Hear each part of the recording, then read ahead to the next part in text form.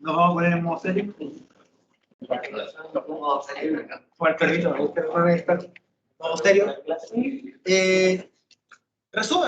Resumen ejecutivo rápido de lo que vimos recién. Pues si de repente uno se lo olvida con salir a tomar aire. ¿Ya? Cosas importantes. Las 3 leyes de Newton no son solamente de Newton, sino que son de una pila de personas que pensaron durante siglos cómo entender el movimiento y Newton sencillamente lo recopiló. Igualmente como lo hizo Maxwell, con las leyes de Maxwell. No son todas de Maxwell, pero que él las juntó y las escribió bacán. ¿Ya? Para que se entienda. Segundo, las 3 leyes de Newton las dividimos en 2 grupos, ¿cierto? La primera y la segunda, que hablan sobre la interacción de un cuerpo con fuerzas y qué es lo que pasa. Definimos el concepto de inercia, ¿cierto? Y lo asociamos con el concepto de masa inercial, ¿sí?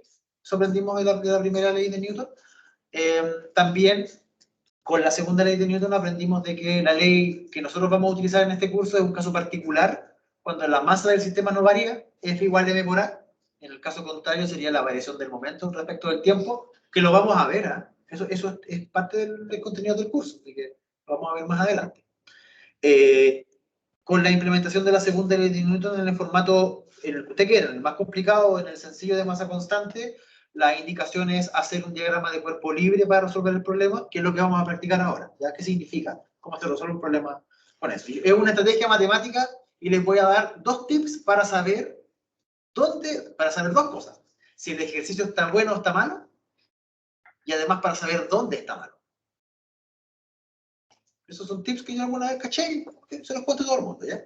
Eso igual te da ventaja para resolver un ejercicio. Y lo último que quiero contar de leyes de Newton, de la tercera ley de Newton, que es la única que te habla de 2 masas y qué es lo que pasa cuando interaccionan muchas masas y acción y reacción. Eso es, ¿ya? Estas 3 leyes hay que ser cuidadosos, como ustedes ya han visto durante la sesión, porque es en un contexto bien especial, que hay que saber meditar, y que cada vez que yo quiera agregar una interacción nueva, debo ser muy consciente y hacerlo de forma ordenada. ¿Sí? Por ejemplo, uno podría resolver un problema de leyes de Newton, que a mí me hubiese encantado tener datos reales de una cámara haciendo erupción. Podríamos haber calculado trabajo, energía, presión, potencial químico. Ustedes ya vieron esas cosas en química, ¿no? Potencial químico, energía de reacción y todas esas cuestiones. Sí, esas cuestiones igual se suman. Entonces, vimos ciertos ejemplos del para acción y reacción. Aquí hay otros ejemplos adicionales. Para mí el que es más concreto de para acción y reacción, porque solamente hay 2 objetos participando, es donde está la Tierra con el cohete.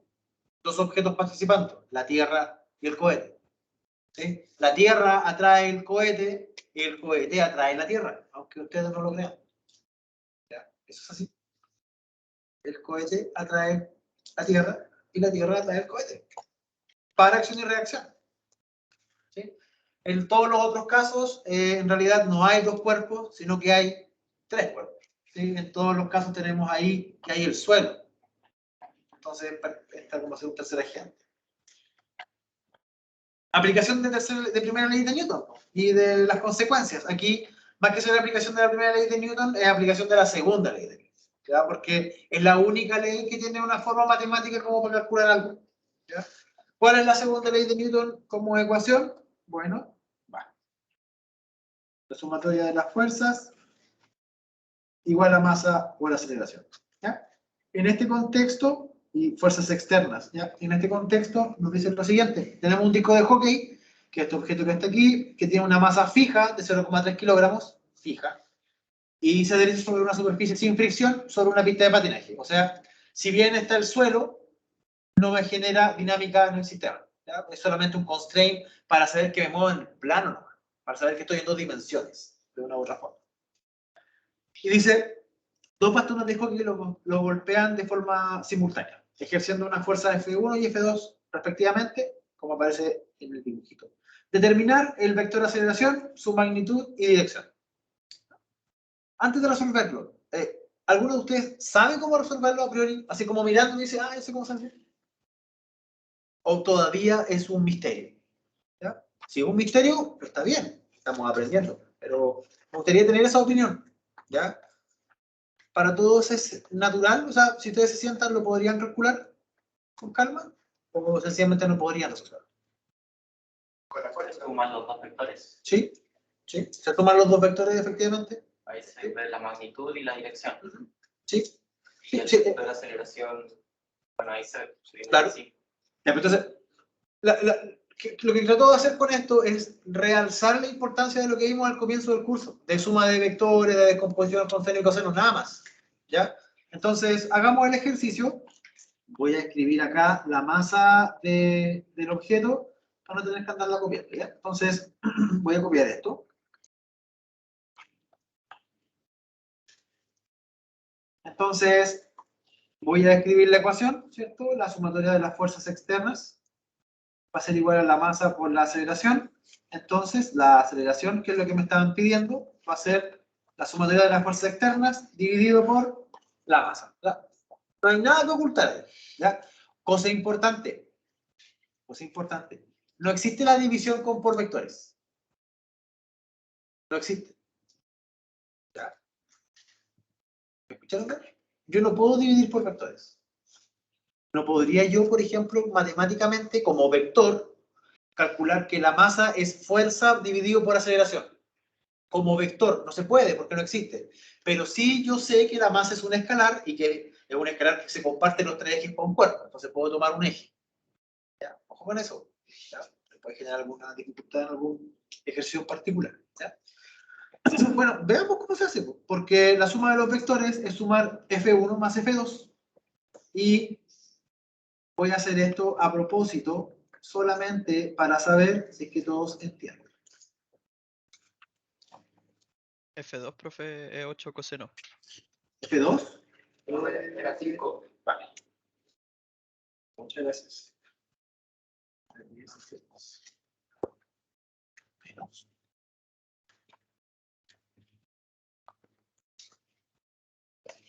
Mi primera pregunta es, lo que estoy escribiendo en la pizarra. Ah, pero es coseno de... Profe, es coseno de 60, el F2, porque es 60 grados. Ah, ya. Entonces, déjame. Es que están al revés, a mí me confundió cuando lo hice también, sí. Tú me confundiste. Ya, déjame arreglar. Entonces, tengo 5 acá. Estoy hablando con un compañero. Sí, tengo esquizofrenia. Entonces, ya, entonces te da 5 por. Mi pregunta es: lo que estoy escribiendo yo ahora, ¿sí? Con toda la libertad del mundo, sin hacer ni un triangulito, sin nada, ¿lo podrían hacer ustedes?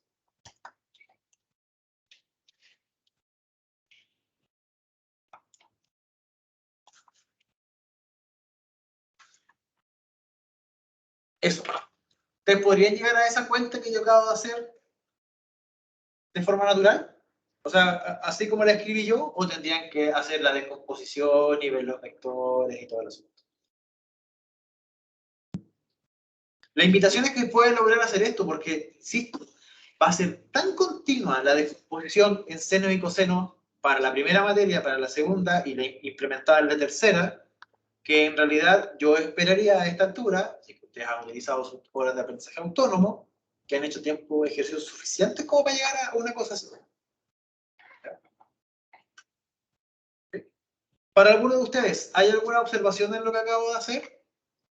¿O alguien aún no sabe cómo hacerlo? Necesito saberlo, yo no tengo ningún problema en calcularlo, pero quiero que ustedes reconozcan si han utilizado su tiempo de aprendizaje autónomo a través de esto. Eso no, es que tomen conciencia de cómo están usando su tiempo. Bueno, voy a calcular en forma explícita solamente para uno, para que después lo puedan ustedes revisar en sus casas. Pero fíjense que el primer detalle importante que me gustaría compartirles es que yo, sin calcular nada, me di cuenta de cómo eran los signos de cada una de las entradas de los vectores. ¿Ya? Por ejemplo, cuando yo miro el vector F2, me doy cuenta que los dos ejes son positivos. Eso debería ser algo natural, solamente con mirar el vector. ¿Para ustedes igual es natural eso? ¿Reconocer que los dos ejes son positivos? Perfecto. Y el otro vector, el F1, tiene un eje negativo. ¿Sí? ¿Es natural verlo? Sí. Ya. Es por eso que hay una diferencia en los signos. ¿Ya? Y que yo sencillamente no calculé, sino que lo puse porque, recuerden, los signos no aparecen cuando yo hago la descomposición por teorema de Pitágoras, por triángulos rectángulos. Los signos se los coloco yo porque yo soy el que controla el sistema de referencia y que define hacia dónde es positivo o negativo. ¿Ya? ¿Les parece que hagamos la descomposición completa del vector F1 para poder visualizarlo? Entonces voy a volver a cortar este dibujo. Aquí chiquitito. Sí, y me voy a llevar para el otro lado, ¿ya? Voy a ver todo eso. Profe, Entonces, fíjense, dime. pero al final es una fórmula, porque yo estaba viendo el PPT y salía esta misma fórmula del coseno y del seno, que al final termina siendo un... Mira, en realidad sí se puede implementar. Un compañero me pregunta si lo que yo acabo de hacer es una fórmula, ¿ya? Yo lo que estoy diciendo ahora es que no es necesariamente una fórmula, pero es importante entender esto que describía recién de los signos, ¿ya?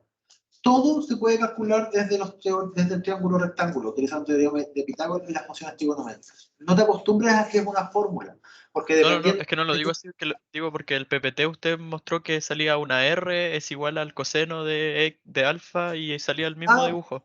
sí, es que es como una forma general. Es como la forma Eso, general, ¿no? Sí, pero sí, es la forma general, pero no te acostumbres, no te mal acostumbres a la fórmula. Eso. claro. Entonces, vamos con esto. Se caía alguien afuera. Y lo mismo de siempre, ¿cierto? Nosotros armamos el triángulo rectángulo para poder completar la forma. Voy a definir dónde está el ángulo de 90. Esto que está acá vendría a ser la componente X del vector. Y este largo que está acá vendría a ser la componente Y del vector, ¿cierto? Tengo información de cuánto vale el largo del vector, porque el vector F2 vale 8, o sea, la magnitud del vector vale 8, el largo del vector vale 8, la hipotenusa del vector vale 8. Lo dije de todas las formas que se me ocurren. ¿Ya? Entonces, el largo de esto es 8. Y si quiero calcular cualquier cosa, ¿cierto? En función del ángulo que conozco, recuerden que las funciones trigonométricas, yo digo coseno de teta o seno de teta, lo importante es que yo me paro sobre el ángulo y desde ahí veo adyacente y opuesto. Entonces, por ejemplo, primero me voy a parar en el ángulo, o sea, en el teta, con la función coseno, y iría con adyacente. Y el cateto adyacente sería lo que yo llame como X, ¿cierto? Y la hipotenusa vale 8. ¿Sí? ¿Cuánto vale el ángulo en este caso? Lo voy a escribir con rojo encima, vale 60. ¿Sí? Entonces, por eso, lo que va en la coordenada X sería 8 por coseno de 60. ¿Sí? En ese vector. De forma análoga para el eje Y, ¿cierto? Voy a colocar arriba el 60, ¿cierto? Entonces me quedaría que Y va a ser igual a 8 seno de 60. Tengo un segundo pozo para escribirlo con negro. Y acá sería Y partido por 8. ¿Sí? Entonces después el vector F, ¿cierto? Va a ser lo que está en el eje X más lo que está en el eje Y, ¿sí? Pero recuerden que este signo yo lo coloco. Yo sé que es positivo el eje. Porque cuando hago operaciones trigonométricas siempre me van a dar catetos positivos porque es la distancia de algo. Pero acá esa información debo llevarla al vector. ¿Sí? Acá coincide que los dos son positivos, no pasa nada. Pero en el otro ejemplo, en el que quiero que hagan después en su casa, tienen que ustedes colocar el signo. Eso. Ahora, me piden la suma. Me piden calcular la aceleración. ¿Cómo calculo la aceleración? ¿Cierto? Tomo todos estos resultados, ¿cierto? Y calculo el vector fuerza neta, fuerza total, y como resultado obtengo lo siguiente.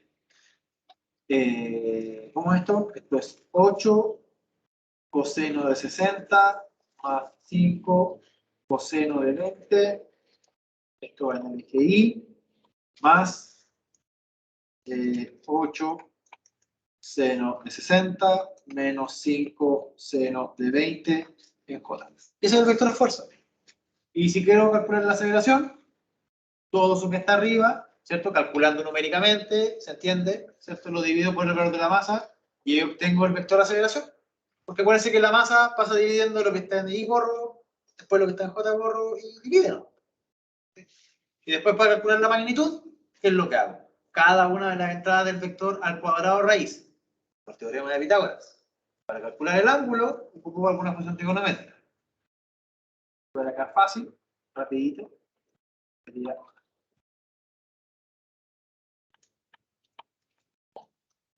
raíz. Y el otro sería, ¿cómo es? Alfa.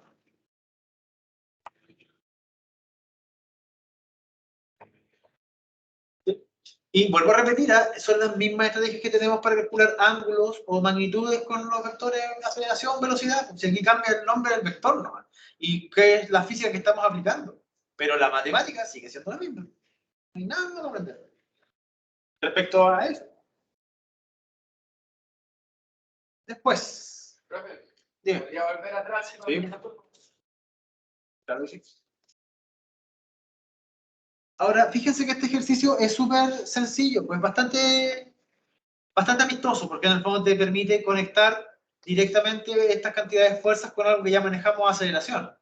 Ahora ustedes podrían estarse imaginando que si tengo esa aceleración y es constante, podría calcular cómo es el movimiento rectilíneo uniformemente acelerado que experimenta el cuestión de hockey por efecto del golpe. O si, por ejemplo, conozco la velocidad inicial que traía el palo de hockey y después se aplica esa aceleración, podría conocer la velocidad que tiene después el cosito de hockey. O sea, fíjense todas las preguntas que uno puede hacerse y que tienen relación con lo que hemos visto anteriormente. ¿Ya? ¿Qué más? ¿Qué más? Dentro de las cosas importantes, ahora me estoy acordando que esto lo hice la clase pasada. Dentro de las cosas importantes que vamos a ver en la próxima clase, que tiene relación directa con la implementación de las leyes de Newton en el diagrama de cuerpo libre, sí, porque quiero contarles un ejemplo para que se vayan con otra idea de fuerzas internas, externas y que lo hagan en su casa, para que se den cuenta. Tenemos que ver la fuerza peso, ¿cierto? Que es la fuerza por estar bajo el campo gravitacional de la Tierra, ¿sí? Y un ejemplo concreto es el que aparece en la pizarra, que puedo tener la misma masa, la misma cantidad de masa, pero mi peso en la Tierra es distinto a mi peso en la Luna, teniendo la misma masa, ¿sí? Porque el peso es una fuerza, la masa es un escalar, la fuerza es un vector. Entonces el peso es masa por aceleración de gravedad, no cualquier aceleración. ¿Sí? Entonces, si yo peso, por ejemplo, en mi caso, yo debo pesar como 90 y tantos kilos. Ya coloquémonos 100. Aquí no vamos a exagerar. Entonces, mi masa es 100, pero mi peso son... ¿Cuánto sería mi peso? 100 por la aceleración. ¿Cuánto sería eso? Sería 900. 980, ¿cierto? Newton. Esa es la diferencia. Mi masa son 100 kilogramos, no apunta para ningún lado. Mi peso son 980 newton apuntando abajo. Esa es la diferencia. ¿Sí? Lo que pasa es que nosotros coloquialmente cuando nos vamos a pesar, cuando nos vamos a amasar decimos voy a pesar, pero en realidad te estás masando. ¿Ya? Entonces, cuidado con eso. ¿Ya? También tenemos otras fuerzas que son fuerzas de tensión, que son fuerzas de carácter mecánico, pero me permiten conectar cuerpos a una distancia. Vamos a considerar un caso bien especial para trabajar con conexiones con cordeles, que van a ser las cuerdas que vamos a llamar ideales. ¿Ya? Las cuerdas ideales no tienen masa, no se estiran, no se rompen, no se deforman, son casi una conexión mística. ¿Ya? Y uno sabe que las cuerdas tienen peso. Lo mismo cuando vas a hacer deporte, te pasan unas cuerdas y empiezas a mover así, porque hay todo agotado, claro, porque tienen peso las cuerdas. También afecta la dinámica. Entonces, este es un modelo sencillo, donde no estamos pensando en que la cuerda tiene masa, porque si tuviese masa, tendría que considerar el peso y hacer una pila de cuestiones que no dan lugar a este tipo de análisis. ¿Ya? Y por último, las fuerzas que son de carácter vincular, la que es por excelencia para este curso, que es la fuerza normal, y que es una fuerza que es perpendicular a la superficie de contacto y que en el fondo te dice dónde está la superficie. Y uno entiende lo que significa una superficie en física, en el contexto real. Yo sé que si quiero pasar por otro lado, tendría que romper la muralla, pero eso no es trivial. No es trivial romperlo. Entonces es un constraint del movimiento, es una ligadura, es algo que no te permite mover. Mi teléfono, por más que yo lo deje caer, no va a pasar de aquí. ¿Por qué? Porque está este vector normal que se opone al movimiento. ¿Ya? Y fíjense todo lo que dice el vector normal, porque uno lo ve como una flecha, pero aquí es una estructura. Entonces, por eso se llaman vectores vinculantes. Porque es la estructura que yo matemáticamente modelo como una flecha. ¿Sí? Y acá está, ¿cierto?, la estrategia de resolución de problemas, que consiste en varios pasos. Y los primeros pasos son básicamente dibujar. ¿Sí? Dibuje el diagrama de cuerpo libre, identifique, ¿cierto?, las fuerzas que están. Sin embargo, de todo lo que está ahí, lo único que yo debería agregar a todo lo que hemos trabajado antes es que, a diferencia de los dibujos que hacíamos en cinemática, que podíamos tener dos cuerpos que se van a encontrar y dibujábamos todo ahí mismo, acá no. Acá no podemos hacer eso. Porque la segunda ley de Newton, que es la única expresión matemática para poder trabajar con la ley de Newton, me habla de la suma de las fuerzas en el cuerpo. No le interesa lo que está pasando en los otros cuerpos. Entonces, yo, para cada cuerpo que tenga que analizar, debo aplicar la ley de Newton. Y voy a tener tantas ecuaciones como cuerpos y dimensiones tenga el problema. ¿Qué quiere decir eso? Si voy a analizar, por ejemplo, un sistema físico que está constituido por dos cuerpos, ¿cierto? Y que solamente se mueven en una dimensión, voy a tener dos ecuaciones. Una para cada cuerpo, porque cada cuerpo tendría una ecuación en el eje X. Ahora voy a analizar lo mismo, pero los dos cuerpos se pueden mover en dos dimensiones. Entonces la ley de Newton ahora tiene para el eje X y para el eje Y. Entonces tendría dos ecuaciones para un cuerpo, dos ecuaciones para el otro. O sea, voy a tener 4 ecuaciones en mi problema. ¿Sí? O otro ejemplo, podría tener un cuerpo que se analiza en 3 dimensiones y ese mismo cuerpo se conecta con un cuerpo que solamente se puede mover en una. ¿Cuántas ecuaciones voy a tener? 4. 3 para uno, una para el otro. ¿Sí? O sea, las ecuaciones escalan por la dimensionalidad que necesito para analizarla con la ley de Newton y con el número de cuerpos que tenga el problema con leyes de Newton. En usual, vamos a trabajar del orden del n por 2, donde n es el número de partículas y 2 es la dimensión 2 porque vamos a trabajar en un plano. Para que lo tengan en consideración. ¿Ya? ¿Qué más? Ejercicio típico. Esto lo hicimos en la clase pasada, ¿no? ¿Se acuerdan? ¿Hicimos esto? No, no lo hicimos. ¿No? Ya. Vamos a dejar la clase hasta aquí. Hasta aquí voy a dejar la clase por 2 razones. Una, necesito que por favor vuelvan a leer o lean, si es que no lo han hecho, la parte del survey de leyes de Newton. Léanlo. ¿Ya? ¿Por qué? Porque leyes de Newton no es difícil. Ya sabemos sumar vectores. Ya sabemos descomponer vectores. Ahora lo único que nos queda es cómo decirle en las ecuaciones todo lo que le quiero preguntar. Eso es súper importante. ¿Ya? Y quiero mostrarles algo antes que nos despidamos. No, algo antes que nos despidamos, ¿ya? Y con esto quiero tratar de conectar estos contenidos que son de física básica, que es física básica, ¿cierto? Con lo que sigue para el próximo semestre con ustedes, que es electromagnetismo y después termodinámica, en una física 3. Y que tiene relación con Newton porque Newton está en todos lados, ¿ya?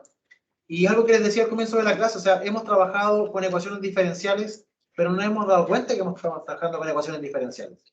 Quiero mostrarles la ley de Newton de otra forma. Sigue siendo la sumatoria de las fuerzas externas, porque siempre va a ser así, pero en vez de escribir masa por aceleración, voy a escribir esto.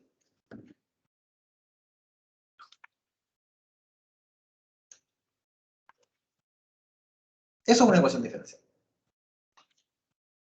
El hecho de yo escribir la aceleración como la segunda derivada de la posición, ya transforma inmediatamente eso a una ecuación diferencial. Ahora, ¿cómo se resuelve? Condiciones de contornos. Ejemplo sencillo para resolver una ecuación diferencial, la primera que se me ocurre, ley de Hooke. ¿Conocen la ley de Hooke? La ley de los resortes. ¿Han escuchado alguna vez hablar de la ley de Hooke? Hooke se llevaba súper mal con Newton. No sé si alguna vez han visto un capítulo de Cosmos, donde cuentan la historia de Newton con Hooke. Se llevaban mal así. De hecho, cuando Newton tomó la Real Academia Científica, que mandó a quemar todos los cuadros de Hooke. Muy mala onda era. Tenían quitado la mina, parece, no sé. Willis. Gossip Pieces. Ya, pues, entonces, ley de Hooke, súper sencillo. La ley de Hooke es la forma de la fuerza que tienen los resortes. Menos K por X. ¿Se les hace conocido ahora? Les explico qué significa ese menos K por X. Que ahí tiene relación con un resorte. Imaginemos un resorte. Imaginemos un resorte. Si yo aprieto el resorte, si yo lo aprieto, yo siento que el resorte ¿para dónde me empuja? Para afuera. Ya, perfecto. Si yo lo estiro, yo puedo sentir que el resorte me empuja para adentro. Entonces es siempre opuesta al movimiento. O sea, siempre opuesta a la fuerza aplicada, más que al movimiento. Por eso tiene un signo menos. En la ley de Hooke. Ya. Otra cosa. Tengo un resorte. Lo estiro poquito. Lo estiro poquito. Ahora ese mismo resorte lo estiro caleta. ¿A dónde siento más fuerza? Cuando lo estiro poco, lo estiro caleta. Caleta, ¿cierto? Voy a hacer lo mismo ahora, pero apretándolo. Lo aprieto poquito, lo aprieto caleta. ¿Dónde siento más fuerza? Ya, entonces, la fuerza del resorte es directamente proporcional a la deformación. Por eso es menos constante por X, donde X es la deformación. Es directamente. Ahí está. Ahora la constante K, que es la constante del resorte. Es muy distinto que yo tome un resorte de la misma masa, con la misma característica, el mismo tamaño, que sea de plástico, a uno que sea de aluminio, o de oro, o de platino, o de cualquier otra cosa. Entonces depende, ¿cierto?, de las características propias del material. Ya, pues, ahí está la constante. Esa es como una forma rápida de visualizar la ley de Hooke. Entonces fíjense que para un caso sencillo, ¿eh?, que yo tengo un resorte con una masa colgando, y yo quiero modelar el movimiento, que yo sé que se mueve para arriba y para abajo, un movimiento armónico, que probablemente sea una función coseno o seno, porque esas son funciones con periodicidad par, ¿sí? Yo tomo esta ecuación y la voy a escribir así.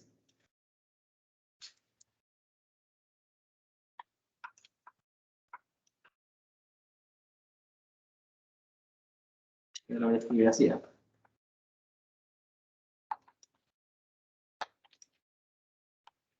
Y la voy a seguir así. Esa es la ecuación del oscilador armónico, el resorte más sencillo. Los invito a que busquen esto para cerrar, para que cierren este reconocimiento de las ecuaciones diferenciales. Busquen esta ecuación en cualquier parte. En Wikipedia, en YouTube, búsquenla. Y vean cómo la resuelven. Y van a estar resolviendo su primera ecuación diferencial. ¿Y por qué les invito a resolver esta ecuación diferencial, la ecuación del resorte? A nosotros los físicos siempre nos molestan. Porque nos dicen que lo único que sabemos resolver es la ecuación del oscilador armónico, que es esa. Y de hecho es así. Las perturbaciones cuánticas, el modelo cuántico de, ¿cómo se llama?, del átomo de hidrógeno, todas las cuestiones, el modelo de temperatura, todos los modelos son osciladores armónicos cuánticos, perdón, no cuánticos. Y esa ecuación. Entonces, conocer esa ecuación y entender los primeros dos niveles de dificultad de esa ecuación les va a permitir a ustedes entender por qué las ondas se amortiguan, por qué las ondas se superponen, por qué las ondas se acoplan. Entonces, ese es el impacto de esto. Y tiene que ver con lo que hemos visto hasta ahora. Un cuerpo moviéndose, más leyes de Newton. Entonces, esa es una invitación más, para que se motiva. Porque esto no tiene que ver con el curso, pero sí tiene que ver con su formación. Es decir, como geólogo. Eso, ya me cansé. Ya, chiquillos. No sé si hay consultas en la casa, no sé si hay consultas acá en la sala. ¿No? ¿Cómo se llama? ¿Cómo se llama? ¿Esa? Oscilador armónico simple. ¿Tiene oscilador? Oscilador armónico simple. ¿Por qué la X tiene los dos puntitos? Porque cuando yo le coloco un puntito a una variable en física matemática, quiere decir que es una derivada respecto al tiempo. Como tiene dos puntitos, es la segunda derivada respecto al tiempo. Entonces, lo que yo había escrito antes, Con las comitas, en física, en matemática se usan las comitas para hablar la derivada, nomás, pero esta es una derivada temporal. Chicos, ¿en la casa tienen alguna duda? ¿No? No, pero... Ya, buenas, gracias por responder, Tomás. Ya, pues estamos despidiendo entonces. Que estén súper, voy a hacer la grabación y voy a subir el PPT para que lo tengan. Vale, profe. Estoy bien. Vale, cuídate. Yo... ¿Qué pasa?